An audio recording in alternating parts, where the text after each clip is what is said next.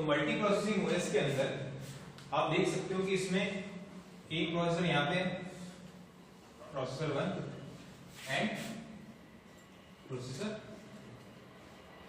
2।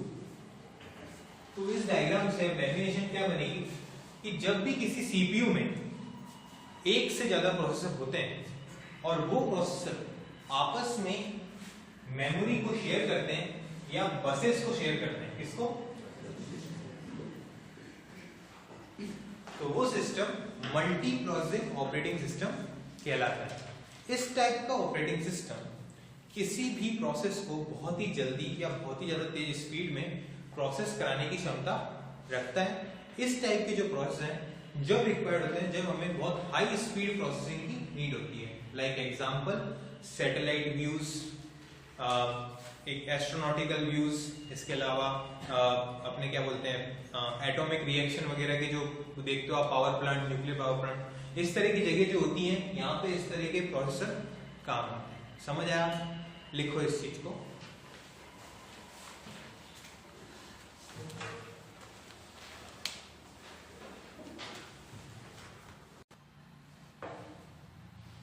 अब CPU 2 ये अपने आप में एक पूरा कंप्यूटर पीसी है। ये अपने आप में एक पूरा कंप्यूटर या पीसी है, ठीक है। अब मेन मेमोरी कौन सी मेमोरी होती है आप सबको पता है? रैंडम एक्सेस मेमोरी, रैम, जिसका यूज क्या है? डेटा को प्रोसेस करवाना। अब ये दोनों प्रोसेसर मिलकर अपना डेटा यहाँ प्रोसेस करवा रहे हैं। अब मानो मैंने एक टास्क दी, टास्क 1 किसको दी? यूजर 2 ने दी, मान लो। अब अगर यूजर 2 ने इससे पहले एक कोई टास्क और दे रखी है, यूजर 2 ने टास्क 2 नाम की टास्क पहले से दे रखी है प्रीवियसली, और वो टास्क यहाँ परफॉर्म हो रही है। क्या हो रही है? परफॉर्म हो रही है। तो हम सब जानते हैं कि एक टाइम प्रोसेसर एक टाइम पे सिर्फ एक ही टास्क को परफॉर्म करवाता है, सीधी सी चीज है। तो इन दिस केस अभी ये प्रोसेसर बिजी है बिजी, तो इस केस में ये जो यूजर है यहाँ डेटा को प्रोसेस करवा लेगा, क्योंकि ये तो शेयर करते हैं बस इसको। समझ रहे हो? तो यहाँ पे मेरा यही एग्जांपल है कि अगर ये टास्क यहाँ पे परफॉर्म हो रही है और ये वाला जो अपना प्रोसेसर है ये है बिजी, क्या है? बिजी। तो इसको अगर टास्क 1 परफॉर्म करवानी है तो ये इसका वेट नहीं करता, ये क्या करता है? इसको रिक्वेस्ट कर लेता है कि आप मेरी टास्क को परफॉर्म करा दो या प्रोसेस करवा दो, बिकॉज ऑलरेडी मेमोरी तो शेयरिंग के अंदर है। ये भी अगर अपनी टास्क परफॉर्म कराएगा तो ये कराएगा, ये भी कराएगा तो यही कराएगा। तो ये मल्टी प्रोसेसिंग का फायदा होता है कि हम कभी भी इसमें रुकते नहीं है, हम एक के बाद एक टास्क को परफॉर्म करवा सकते हैं। जरूरी नहीं है कि इसमें 2 ही हो, इसमें 10 हो सकते हैं, 20 हो सकते हैं, जितने चाहो उतने रख सकते हो अपनी प्रोसेस को करवाने के लिए। बिकॉज प्रोसेसर इतना टाइम तो लेंगे नहीं किसी टास्क को परफॉर्म कराने के लिए। अगर इसके पास टास्क 1 है, अगर ये अपनी टास्क देगा कि मैं अपनी टास्क दे रहा हूं टास्क 3, तो यहाँ पे टास्क ऑलरेडी वो खत्म हो चुकी होगी, तो ये वहां प्रोसेस करवा लेगा। सीधी सी चीज है। तो इस पूरे डायग्राम से इसकी क्या डेफिनेशन बनती, सीधी सीधी डेफिनेशन बनती है, लिखो उसको।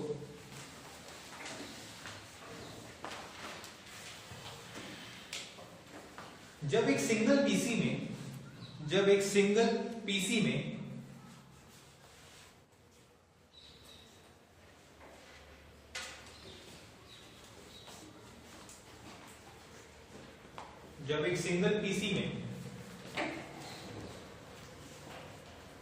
एक या एक से अधिक, एक मत लिखो, 2 या 2 से अधिक लिख लो, 2 या 2 से अधिक, 2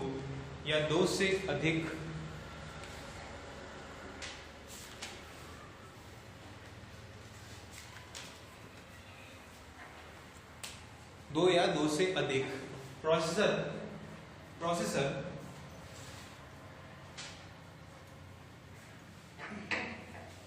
एक साथ वर्क को परफॉर्म करते हैं, एक साथ किसी वर्क को परफॉर्म करते हैं, एक साथ किसी वर्क को परफॉर्म करते हैं,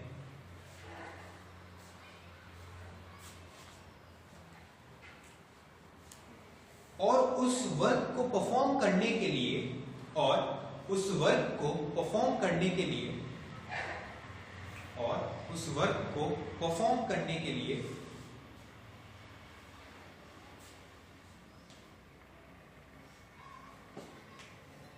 वो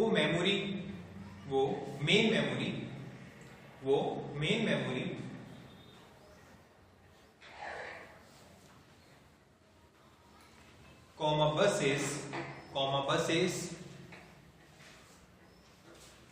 बसेस ईटीसी को शेयर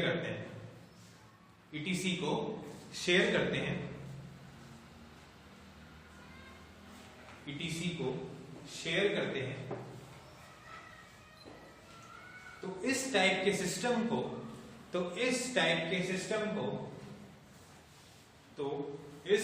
सिस्टम को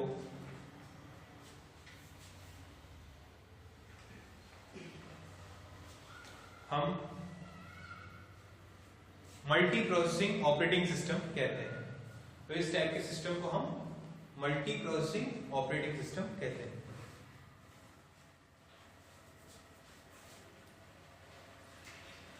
नेक्स्ट पॉइंट, इस तरह के सिस्टम की नीड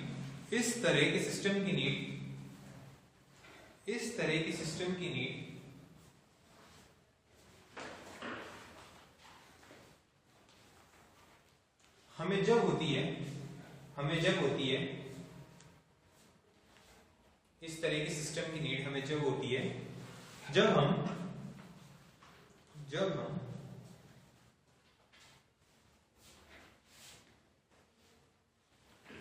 किसी भी टास्क को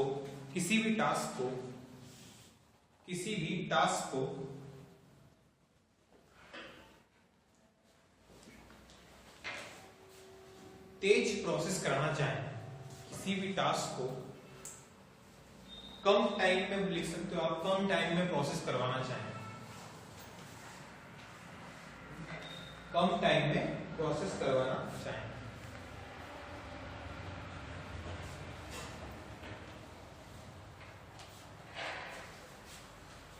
नेक्स्ट पॉइंट, इस तरह का ऑपरेटिंग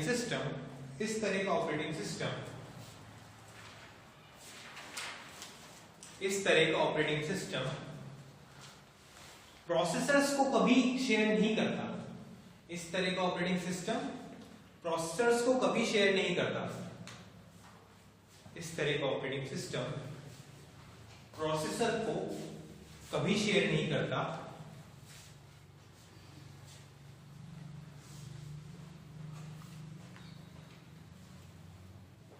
इस तरह के सिस्टम में, कॉमा लगाना, इस तरह के सिस्टम में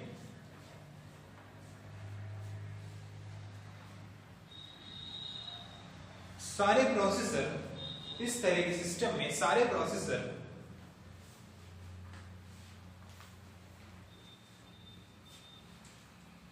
यूजर की दी गई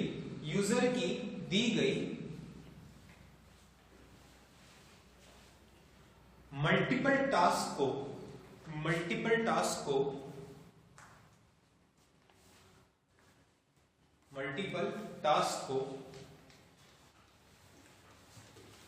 एक साथ मिलकर प्रोसेस करवाते हैं।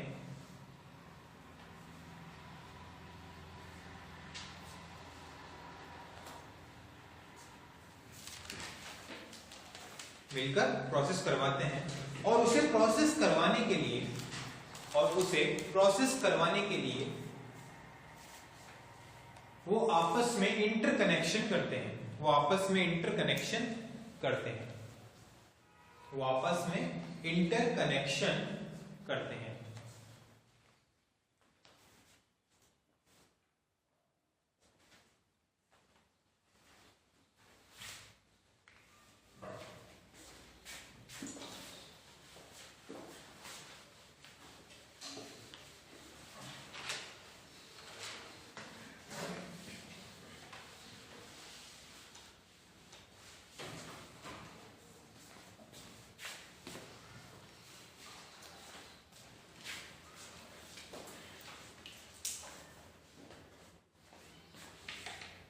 चीज को समझना, वापस से मैं एक बार वापस से बता रहा हूँ कि जब भी हम अभी तक नॉर्मल ऑपरेटिंग सिस्टम देख रहे थे, हमारे पास या तो एक प्रोसेसर था या फिर अलग अलग बहुत सारे प्रोसेसर थे, पर वो आपस में एक दूसरे को कम्युनिकेट नहीं करते थे। ठीक है, हमारे पास अलग अलग प्रोसेसर भी थे,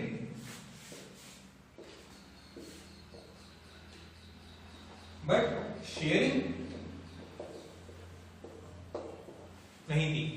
वो आपस में एक दूसरे से वर्क कर रहे थे, वो एक दूसरे के बारे में नहीं जानते थे, इसलिए हमने उसको क्या नाम दिया था? Loosely couple. बट हमारा जो अभी ऑपरेटिंग सिस्टम है उसके अंदर जितने भी प्रोसेसर है, भले वो एक यहां पे हो कि दूसरा यहां हो, जितने भी हैं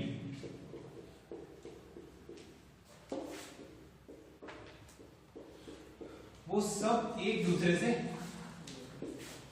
कम्युनिकेट कर रहे हैं और एक सिंगल मेन मेमोरी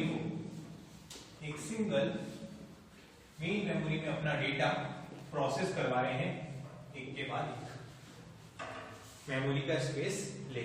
मतलब यूजर है वो तो अपने सिस्टम में बैठा बैठा प्रोसेस करवा देगा, तो यूजर अपनी टास्क को दे देगा कि हाँ टास्क परफॉर्म करानी है, वो तो अपनी टास्क को यहाँ पे पहुंचा देगा। बट इन केस अगर इसका ये प्रोसेसर बिजी है किसी और टास्क को परफॉर्म करने में, जो भी है उसकी टास्क में, तो ये वाला प्रोसेसर इससे रिक्वेस्ट कर सकता है इजीली उस टास्क को परफॉर्म कराने के लिए।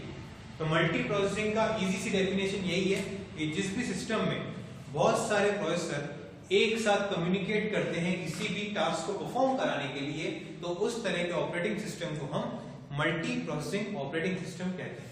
अब दूसरा क्वेश्चन ये आता है कि हमें इसकी जरूरत क्यों पड़ी? सीधी चीज, जब हमारे पास इतने सारे ऑपरेटिंग सिस्टम थे तो हमें उसकी जरूरत क्यों पड़ रही है? हमारे पास बैच है, हमारे पास डिस्ट्रीब्यूटेड है, मल्टी प्रोग्रामिंग है, मल्टीटास्किंग है, बहुत सारे हैं। ठीक है, तो हमें उसकी नीड क्यों पड़ी? तो ऐसे केस में नीड पड़ी कि हमारे पास बहुत सारे प्रोसेसर तो हैं, बहुत सारे कंप्यूटर भी हैं, बट वो आपस में शेयरिंग नहीं करते। इन केस अगर मुझे बहुत ही बड़ा डेटा प्रोसेस करवाना है और ऑलरेडी एक मेरा जो प्रोसेसर है वो बिजी है किसी भी एक चीज को लेके, फिर मैं दूसरे को रिक्वेस्ट करूंगा, फिर मैं दूसरे को रिक्वेस्ट करूंगा, मानो ये सब प्रोसेसर आपस में अभी कम्युनिकेट नहीं कर रहे, ये सब आपस में कम्युनिकेट नहीं कर रहे।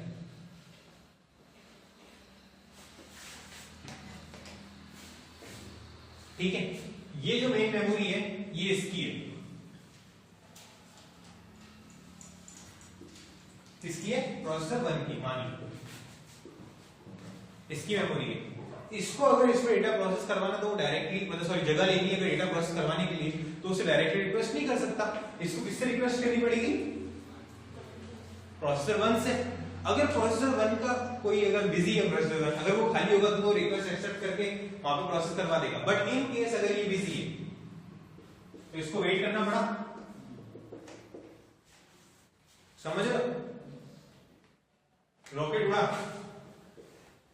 उड़ गया, ठीक है, धरती पार कर रहा है और बीच में प्रोसेसर में अटक गए तो धरती और अपने क्या बोलते हैं स्पेस के बीच में अटक जाएगा, प्रॉब्लम आएगी। तो जब भी हमें मल्टीपल प्रोसेसिंग करवानी होती है, कोई बड़ी प्रोसेसिंग करवानी होती है, like nuclear reaction, space satellite, astronautic, जितने भी चीजें होती है, जितनी बड़ी जहां पे अपने कंप्यूटर लगे होते हैं, सुपर कंप्यूटर लगे होते हैं, ये जितने भी होते हैं किसको यूज करते हैं? मल्टी प्रोसेसिंग को। आपने नाम सुना होगा सर्वर वगैरह का, सर्वर हब बने होते हैं, बड़े बड़े रूम्स होते हैं, वहां पे होता क्या है? प्रोसेसर होते हैं अलग अलग, बड़े बड़े सीपीयूज लगे होते हैं, मेमोरी सिर्फ एक होती है। अब चीज समझ आ गई, दिमाग में चलेगी? चलो ठीक है।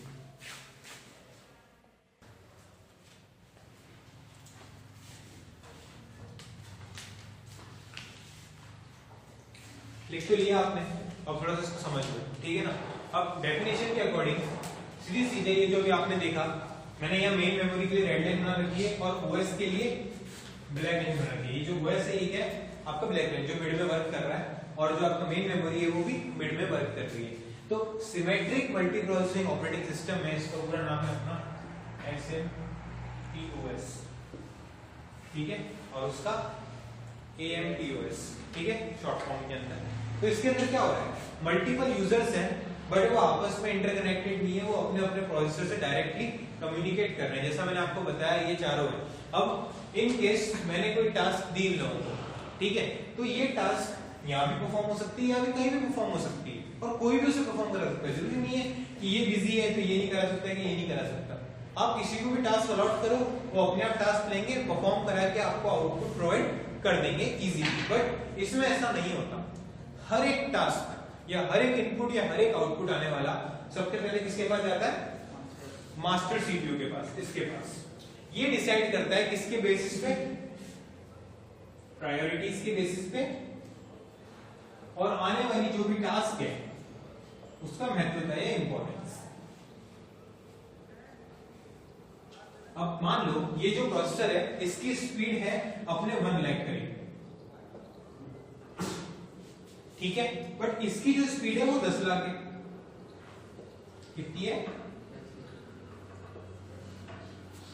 ये इसकी स्पीड है, ये इसकी स्पीड है। तो ऑब्वियसली बात है सबसे ज्यादा तेज को इनमें दोनों में तेज कौन है? CPU 3। तो प्रायोरिटी किसको दी जाएगी? CPU 3 को। और इंपॉर्टेंस मान लो टास्क की इंपॉर्टेंस है कि वो 5 मिली सेकेंड तक वर्क कर सकती है, वेट कर सकती है। कितने मिली सेकेंड तक क्या कर सकती है? वेट। अब प्रोसेस को जल्दी से प्रोसेस कराने की स्पीड कौन रखता है? CPU 3, सीधी चीज है। बट इन केस अगर CPU 3 बिजी है, क्या है? बिजी, हमको इंपॉर्टेंस किस किस को देनी है? प्रायोरिटी को भी देनी है CPU की, और टास्क की इंपॉर्टेंस को भी देनी है। इंपॉर्टेंस कब दिखेगी? जब उसका टाइम लिमिट खत्म हो रहा हो। कब टाइम लिमिट उसका खत्म हो रहा हो? इन केस से यहाँ पे आई है और यहाँ पे इसको पाथ रॉन्ग मिल गया कि क्यू तो अभी भरी हुई है, क्यू में आप अभी नहीं आ सकते, लाइन के अंदर आप अभी नहीं आ सकते और प्रोसेस नहीं करा सकते हो, उसका टाइम खत्म हो रहा है 5 मिली सेकेंड का। तो उस केस में वो किसको इंपॉर्टेंस दे देगा? फिर अपने टास्क को। और प्रायोरिटी फिर किसको दे देगा? CPU 2 को, बिकॉज वो फ्री है, उसकी स्पीड भले ही कम है बट इंपॉर्टेंट क्या है? टास्क भी तो इंपॉर्टेंट है, उसका टाइम इंपॉर्टेंट है, तो टास्क किसके पास चली जाएगी? CPU के पास। तो ऐसे ही वर्क करता है। समझ आया? सिमेट्रिक और एसिमेट्रिक का क्या डिफरेंस है? इसके अंदर सब आइडेंटिकल होते हैं, सब अपने अपने अकॉर्डिंग वर्क कर सकते हैं, ठीक है, कोई किसी से कम्युनिकेट नहीं करता, अपने आप सारी चीजें इसमें हो जाती हैं। शेयरिंग तो इसमें मेन मेमोरी की शेयरिंग तो अभी भी हो रही है, ठीक है, बट यहाँ पे जो भी प्रोसेस होता है, जो भी मेन मेमोरी में मेमोरी अलॉट होती है, या जो भी जिसको टास्क परफॉर्म करनी है, जिसको टास्क परफॉर्म करने के लिए देनी है, कौन सा यूजर किसको परफॉर्म करने के लिए देगा, सब कौन डिसाइड करता है? सिर्फ एक सिंगल प्रोसेसर, एक मास्टर डिसाइड करता है। ये था आपका सिमेट्रिक और asymmetric multi processing operating system.